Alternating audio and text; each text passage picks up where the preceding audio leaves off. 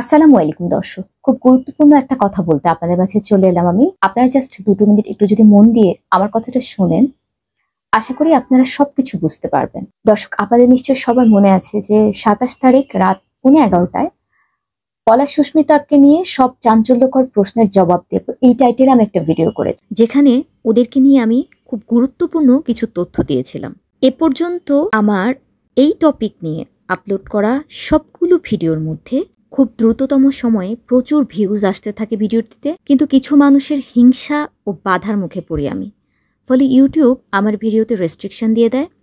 Upload দেবার 2 ঘন্টা পর্যন্ত কোনো রেস্ট্রিকশন কিন্তু ছিল না। আমি জানি যে আমার প্রতিটা ভিডিও আমার নিজের টাইমে কোনো ভিডিও প্রাইভেট করে আপলোড দিই না। আমি এই অন্যায়ের বিরুদ্ধে ইউটিউবের কাছে অ্যাপিল করি, যার ফলাফল আসতে 24 ঘন্টা পর্যন্ত সময় লাগে। যদি আমি জিতে যাই তাহলে আজ রাত 12টায় আপনারা এই ভিডিও আমার চ্যানেলে ইনশাল্লাহ পাবেন। আর যদি আমি হেরে যাই, ইউটিউব কী করবে? আমার ভিডিওটা কিন্তু ডিলিট করে দেবে। কিন্তু এটা ছিল আমার অনেক কষ্ট ও পরিশ্রমের একটা ভিডিও, যেটাতে সাহস করে চাঞ্চল্যকর সব প্রশ্নের এক এক করে জবাব দিয়েছি আমি। ভিডিওটি দেখতে এখনই আমার চ্যানেলটি চাইলে সাবস্ক্রাইব করে বেল বাটনে প্রেস করে ভিডিওটি দেখতে এখনই আমার চ্যানেলটি সাবস্ক্রাইব করে রাখতে পারেন, আর বেল বাটনে প্রেস করে অল অপশনে সিলেক্ট করে রাখবেন। যদি ইউটিউব আমার ভিডিওটা সবাইকে দেখার অনুমতি দেয়, তাহলে এই ভিডিওর কমেন্ট সেকশানে আপনাদের দেখার সুবিধার জন্য অবশ্যই আমি সেই ভিডিওটার লিঙ্ক শেয়ার করে রাখব। আপনাদের কাছে অনুরোধ থাকবে ভিডিওটা দেখার পর বেশি বেশি লাইক, কমেন্ট, শেয়ার করে দেবেন। কারণ ভিডিওটা একটা বাধা খেয়েছে, এটা অনেক বেশি মানুষের কাছে এখন আর পৌঁছানোর কথা নয়। যদি আপনারা একটা লাইক করে দেন, হয়তো ভিডিওটা অনেক মানুষ দেখতে পাবে।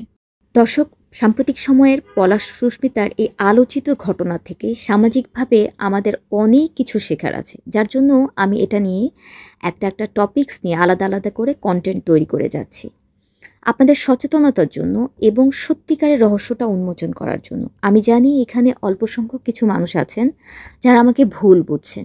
আমি জানি যে তাদের সংখ্যাটা খুবই কম, খুবই অল্প, কিন্তু তারপরও তারা নেগেটিভ কমেন্টস করছেন এবং আমি তাতে কিছুই মনে করিনি। বিশ্বাস করুন, আমি কিছুই মনে করিনি, কারণ এটা তার নৈতিক অধিকার। সে তার নীতি থেকে আমাকে সমর্থন নাও করতে পারে। কেউ বলে পলাশের মায়ের কাছ থেকে টাকা খেয়ে আমি নাকি ভিডিও তৈরি করছি, কিন্তু এখন তো অনেকেই সুস্মিতার ব্যাপারে মুখ খুলছে ধীরে ধীরে। সুস্মিতার চারিত্রিক বিশ্লেষণ করলে আমরা দেখতে পাই যে এই মেয়েটি নিজের কাজ বা দাবি দাওয়া আদায়ের জন্য অনেক অ্যাকশনমুখী ছিল, অনেকটা নিজের নাক কেটে পরের যাত্রা ভঙ্গের মতো ব্যাপারটা। মানে দাবি দাওয়া আদায়ের ক্ষেত্রে যদি নিজের নাকটা কাটতেও হতো, সে সেটাও করতো। নয়তো এতবার সে পলাশকে ওই আত্মাহুতির ভয়টা কিভাবে দেখায়? তার দেখানো ওই পথটা আজ সত্যি সত্যি তার উপরই ধরা দিয়েছে। সবাই আমাকে প্রশ্ন করে, তাহলে সুস্মিতা ওই কাজ করলে আপনি খুশি হতেন? না রে ভাই, একটা অল্পবয়স্ক মেয়ে পৃথিবীর সৌন্দর্যই এখন পর্যন্ত দেখলো না, আর আমি সে ওই কাজ করলে কেমন করে খুশি হই বলুন তো? কি করে আমি চাইতে পারি যে সে পৃথিবী থেকে বিদায় নিক? কখনোই না। আমি তো শুধু বারবারই এটাই বলতে চাই যে এত চমৎকার একটা জুটি আল্লাহ মিলিয়ে দিয়েছে, সবার ভাগ্যে এমন হয় না। হ্যাঁ, বর কালো থাকে তো বউ সুন্দর থাকে, আবার বর সুন্দর থাকে তো বউ কালো থাকে, এরকমই হয়। আপনারা হয়তো এখন অনেকেই সুস্মিতার গাত্রবর্ণ নিয়ে আমাকে অনেক কিছু বলবেন, কিন্তু দেখুন, কালো সাদা দুটোই আল্লাহর সৃষ্টি। তো কার গাত্রবর্ণ কালো বা সাদা এটা নিয়ে আমাদের আলোচনা করা মোটেই উচিত হবে না। ধৈর্য ধরলে সুস্মিতাও কিন্তু একটা সময় পলাশের সবচাইতে বিশ্বাসের স্থান করে নিতে পারতো বলে আমরা মনে করি। সেই ধৈর্যটা সে ধরল না, অস্থির হয়ে গেল মেয়েটা। এখানে দেখতে হবে 7 মাস পর্যন্ত কিন্তু সুস্মিতার সঙ্গে শাশুড়ির সম্পর্ক অনেক ভালো ছিল, আমরা এটাই জানি। শুধু ভালো নয়, বলতে পারেন যে একদম তেল দেয়া, বাথরুমে শাশুড়িকে গা ডলে দেওয়া, এইসবও সে করেছে। তার মানে সম্পর্কটা কতটা অন্তরঙ্গ হলে তখন ওই কাজগুলো হতো। এখন শাশুড়ি যখন দেখলো যে এই মেয়ে কথায় কথায় তার ছেলেকে নিজের জীবন দেওয়ার আত্মাহুতি দিচ্ছে, হুমকি দিচ্ছে, গাড়ির নিচে চলে যায়, ছাদে চলে যায়, এভাবে তো ব্ল্যাকমেল করছে, আবার ছেলেকে কামড়ে দেয়, চাকরি খেয়ে নেওয়ার হুমকি দেয়, প্লাস তার বাবার বাড়িতে মোটা অঙ্কের একটা টাকা পলাশের কাছ থেকে যায়, আবার বউয়ের চাওয়া পাওয়ার লিস্ট দিন দিন বেড়েই চলেছে, তখন তিনি কিভাবে এটাকে ভালো চোখে দেখবেন বলুন তো? আর সুস্মিতাও দেখতো যে পলাশ তো তাকে প্রচণ্ড ভালোবাসে। সুস্মিতা কিন্তু এইটা প্রথম থেকে টের পেয়েছিল যে পলাশ তাকে প্রচণ্ড ভালোবাসে, পলাশ তার প্রতি দুর্বল। তো পলাশ তো তার জন্য সব কিছু করতেই রাজি, তাই না? তাহলে শাশুড়িকে যদি আমি বাসা থেকে বার করে দেই, তাহলে কি হবে যে সংসারটা পুরোটা আমার। তাই শেষে তার একটাই দাবি যে শাশুড়িকে অন্য ভাইদের কাছে পাঠিয়ে দাও। পলাশ দেখলো, কিরে বাবা, যে সুস্মিতাকে আমি এত ভালোবাসি, শুধু মায়ের সঙ্গে মিলেমিশে থাকার চাওয়াটা ওর কাছে চাইছি, তাহলে সে কি স্ত্রী হিসেবে আমার সুখের জন্য হলেও এটুকু করতে পারে না?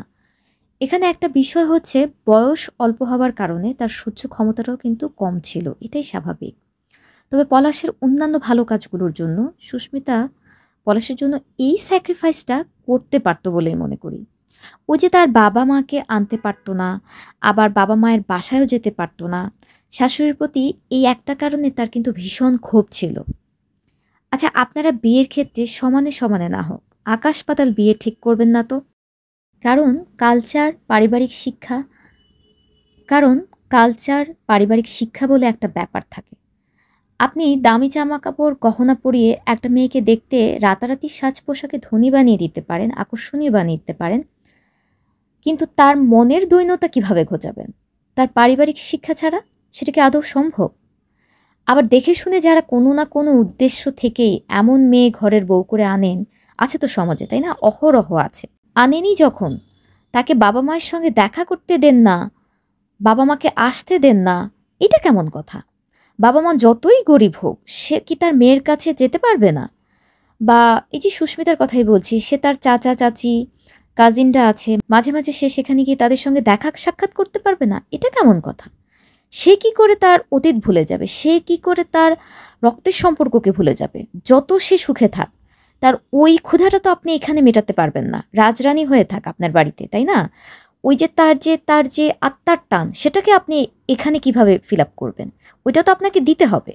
তা আপনি কি বিয়ের সময় শর্ত দিয়েছেন, যদি আমার পরিবারে বউ হয়ে সে আসে আর কখনোই সে ফিরতে পারবে না তার বাবা মায়ের কাছে বা তার নিজ পরিবারে বা তার আত্মীয় স্বজনদের সঙ্গে? এটা তো আপনি শর্ত দিয়ে আনেননি, তাই না? আর বিয়ের সময় কিন্তু কেউ এই ধরনের শর্ত দেয় না।